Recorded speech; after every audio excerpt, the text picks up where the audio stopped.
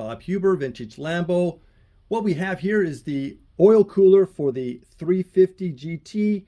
This was also used on the 400 and the Islero. So steel on the bottom, steel on the top and the brackets, but it's copper fins and all the passageways here. This is robust. It's 13.8 pounds. This is no lightweight. And then we have a shield, also 3.4 pounds. Looks like production made by FIM. So what I wanted to say is that it's been through some battle damage in here, okay? And then also the shield that's on here. You can see that it's had a few bouts, but it's come through perfectly well. And I've checked this, I've cleaned it twice, and then also we've pressure checked it, so everything's good. This takes a lot of pressure going through this engine. This is a high oil pressure engine, so it's good that we really check it out. All right, so now since this has been through some battle damage, and when the car came in, it was sitting a little bit low. So what I've done is to get the car up a little bit, I've added machine of spacer here and machine to spacer here. So now it's going to have about 0.7 inches more ground clearance, and ground clearance is great. These handle fantastic. We're bringing it back up to the factory height, which is going to be marvelous, so that when you're going into, let's just say, a parking space off the street, you're coming in, you're not going to have to worry about ground clearance issues. These are very streetable. I'm just giving it a little bit more to bring it up to factory specs so that there's no worries about hitting this oil cooler. All right, so let's get on with putting it on. All right, on the oil cooler line here, this is one that goes from the oil pump front housing to the oil cooler, so driver's side area. So let's take a look at this. And all right, let me just zoom in just for a second, just to show you. This is definitely not what you want to do. You see this area right here? This is silicone. So you have an O-ring on here. O-ring does all the work, absolutely all the work. So if it's not doing the job, it's not the right O-ring, or it could be that someone didn't have the right O-ring, so they just used the original and said, hey, I'll just put some silicone on here and everything's gonna be fine. And it's not. It'll never work. So, ooh, this O-ring is hard.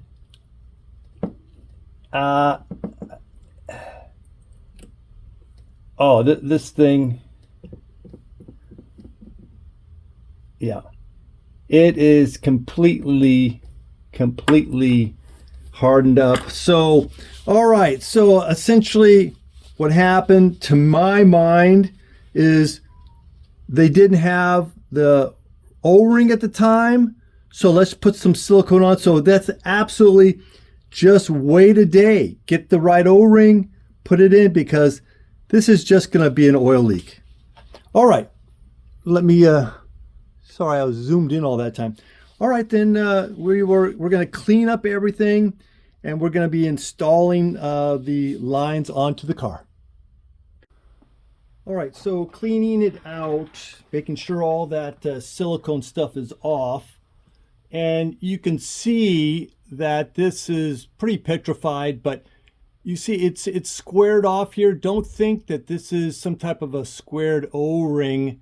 This is the correct O-ring. You see it's a round O-ring. When this goes in, it's about 0.6 millimeters proud of this surface. Okay, so not too much. It does not have to be a lot. If you put in something too fat, something that might not give any space in here, then you're going to have a problem with breaking the aluminum. So, so essentially you put in the proper O-ring, everything will be fine. But on this surface here, I'm noticing that there's some nicks right here. So I want to get these nicks off. And right here, let me just zoom in just a second.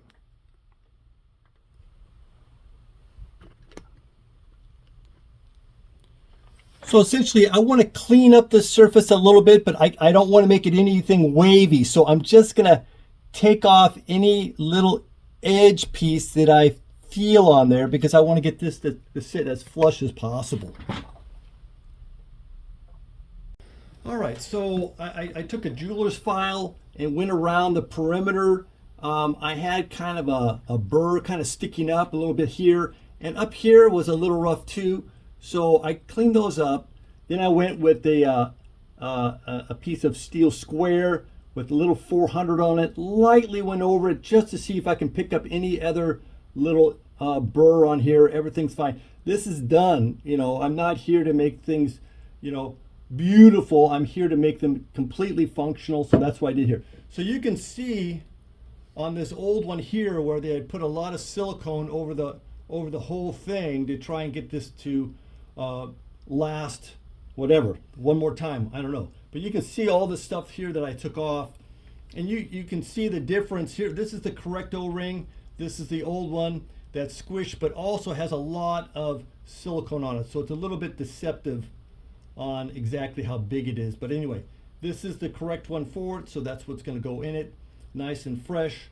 You know, this thing can take normal operating at RPM could be 8 bar, but cold this thing could go up to 9 bar. So you know that's pretty heavy duty. These things run at a high oil pressure, so you really need all the O-rings working at 100%.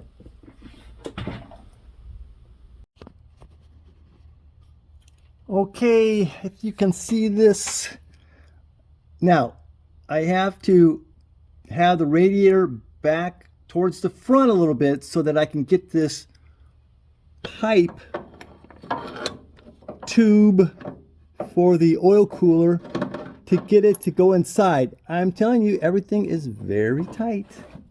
So as I come up here, so now I have this hose up in here. I will then position it on the top there so that I can then, once I have the oil cooler on, bring it in and tighten it up. All right, you can see where it's located on the car. It's definitely low, but it's not the lowest point, but it's something always to be aware of.